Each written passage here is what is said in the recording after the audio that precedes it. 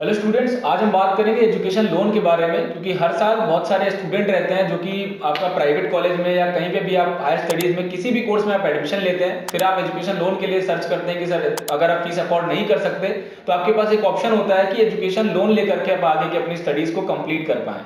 लेकिन इस प्रोसेस में काफ़ी ज़्यादा दिक्कत आती है, बहुत सारे बच्चों को परेशानी फेस करनी पड़ती है क्योंकि उनको कंप्लीट प्रोसेस नहीं पता होता है, या फिर प्रोसेस अगर पता भी चल जाता है तो वो उस चीज़ को पूरा प्रॉपर तरीके से करवा नहीं पाते हैं। तो कहाँ पे दिक्कत रहती है, क्या क्या आपके पास रिक्वायर्ड डॉक्यूमेंट्स होने चाहिए, कितना रेट ऑफ इंटरेस्ट आपको पे करना पड़ता है, आप कब से कब कैसे आप पे करोगे इसको, जब रिवर्ट आपको रिटर्न करना होगा तो ये कब कैसे पे करना होगा।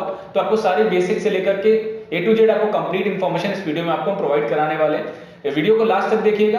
तो सबसे एजुकेशन लोन से पहले एक इंपॉर्टेंट, सबसे जो इंपॉर्टेंट आपको पॉइंट है जिसपे शायद ही किसी ने आपको बताया हो, लोन लेने से पहले ये इंपॉर्टेंट है कि आपका कॉलेज सिलेक्शन सही होना चाहिए। जो आप कॉलेज लेने वाले हैं, स्पेशली अगर हम प्राइवेट कॉलेज के केस में बात करें, अगर आपका कॉलेज की रेपुटेशन जो है वो बहुत मैटर करती है। उसके बेसिस पे आपको बैंक ट्रस्ट करता है कि वो आपको एजुकेशन लोन देगा कि नहीं देगा। अगर आप किसी आप आईआईटी में है, एनआईटी में है, या किसी आप टॉप इंस्टीट्यूट में है, तो डेफिनेटली बैंक को एक भरोसा होता है कि इस कॉलेज की रेपुटेशन अच्छी है। अगर आप उस कॉलेज में स्टडी कर रहे हो तो आपकी प्लेसमेंट या जॉब लग जाएगी और अब आप उनका बैंक से लिया हुआ पैसा वो आप रिटर्न कर पाओगे। इसलिए ज्यादातर बैंक्स एजुकेशन लोन देने से अवॉइड करते हैं, बचते हैं। अब लेकिन यहाँ पर काफी सारे प्राइवेट बैंक्स हैं जो कि आपको एजुकेशन लोन ऑफर करते हैं एक हाई इंटरेस्ट पे, या मिनिमम से मैक्सिमम अगर मैं बात करूं तो 7% से लेकर के 14% रेट ऑफ इंटरेस्ट तक आपको एजुकेशन लोन प्रोवाइड कराया जाता है। इसमें दो कैटेगरी का एजुकेशन लोन होता है। पहला होता है कोलेट्रल और एक होता है नॉन कोलेट्रल लोन।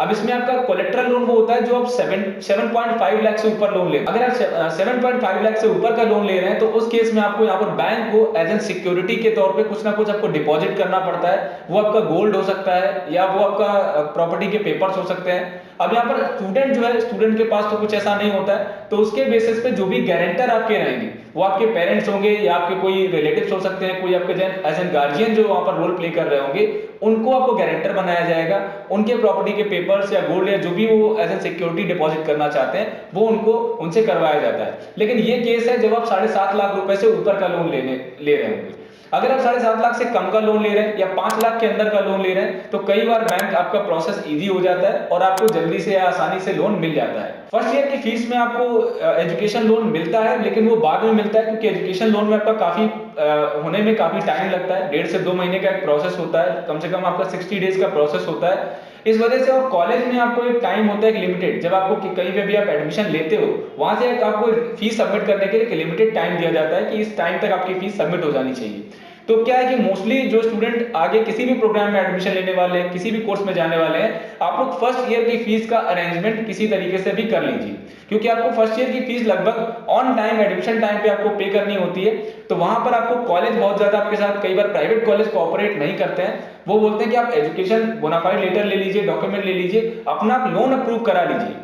लेकिन जब आपका लोन अप्रूव हो जाएगा तो वो अमाउंट आप अपने पास रख लीजिएगा आप कॉलेज में, लेकिन कॉलेज की फीस आपको टाइम से सबमिट करनी है। तो एजुकेशन लोन से पहले आपका जो स्टेप 1 है वो है आपका कॉलेज सिलेक्शन। आपको कोई भी आप एक कॉलेज लेने वाले हैं, आपका गवर्नमेंट कॉलेज है, प्राइवेट कॉलेज है, तो वो एक कॉलेज आपका एक रेप्यूटेड कॉलेज होना चाहिए। उस कॉलेज में भी आप कंफर्म कर लीजिए कि आपको वहां पर एजुकेशन लोन, उस कॉलेज में बच्चे हैं एजुकेशन लोन वाले, उस कॉलेज के लिए एजुकेशन लोन मिलता भी है नहीं मिलता। कई बार कॉलेज भी क्या करता है कि आपसे वहां की जो टीम या जो भी लोग रहते हैं वो आपसे आपको क्लियर नहीं करते, वो बोलते हैं हाँ एजुकेशन लोन आपका हो जाएगा, और आप उस कॉलेज में एडमिशन ले लेते हैं इस ट्रस्ट पे कि हाँ आपको एजुकेशन लोन बाद में मिल जाएगा, तो आप मैनेज कर लेंगे। लेकिन फिर बाद में दिक्कत आती है, इसलिए कॉलेज को भी आप कंफर्म करिए कि ये कॉलेज में, इस कॉलेज में जिसमें आप एडमिशन लेने जा रहे हैं किसी भी कोर्स में, वहां पर आपको एजुकेशन लोन वाले स्टूडेंट्स हैं, वहां पर उस कॉलेज के लिए एजुकेशन लोन मिल भी पाएगा या नहीं मिल पाएगा। देन आप उसके बाद आप कॉलेज सेलेक्ट हो गया, कॉलेज सिलेक्शन के बाद आपको वहां पर एडमिशन लेना है। एडमिशन के लिए एक टोकन अमाउंट आपसे कॉलेज लेगा, 20,000, 25,000 या 50,000, जो भी अमाउंट होगा वो आपको वहां पर एक टोकन अमाउंट अपनी सीट लॉक कराने के लिए कॉलेज आपसे लेता है, वो आपको वहां पर पे करना है। उसके बाद आपका जो है वहां से एक एडमिशन लेटर मिलेगा। तो पहला जो इंपॉर्टेंट डॉक्यूमेंट है वो आपका एडमिशन लेटर वहां से कॉलेज से आपको मिल जाएगा। एडमिशन लेटर लेने के बाद कॉलेज आपको एक बोनाफाइड लेटर भी देगा। एडमिशन लेटर और बोनाफाइड लेटर ये दो बहुत इंपॉर्टेंट चीजें हैं जो आपसे बैंक आपको लोन के टाइम पे आपसे मांगेगा। तो एक बार पूरी मैं लिस्ट बता देता हूँ क्या क्या रिक्वायर्ड आपके डॉक्यूमेंट्स होंगे एजुकेशन लोन के लिए।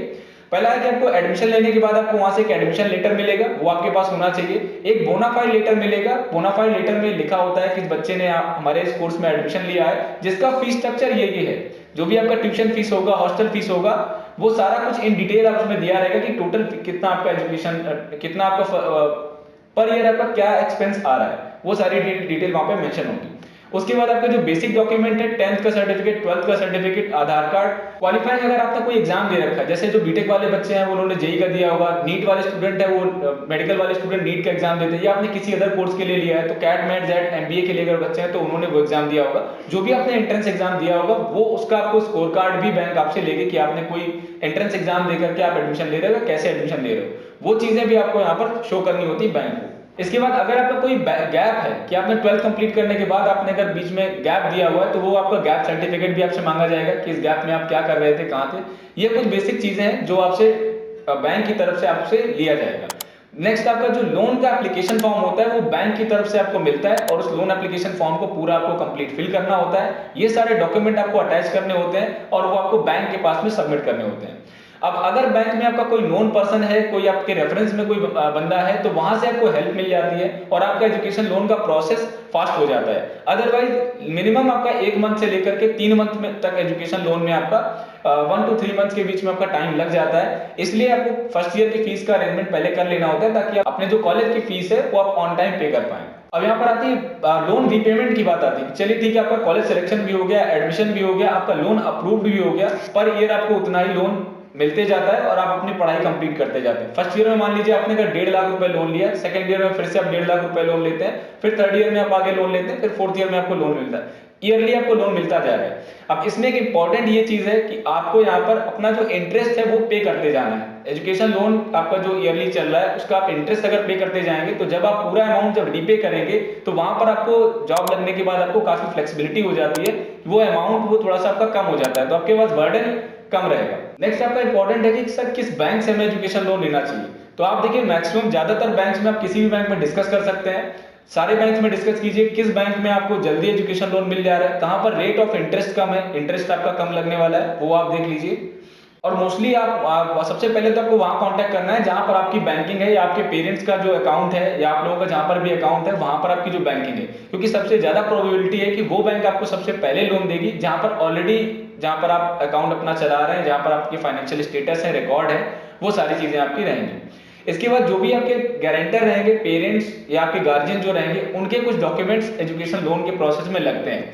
उनके पास आईटीआर जो इनकम टैक्स रिटर्न फाइल होता है उसके 2 साल का आईटीआर होना चाहिए।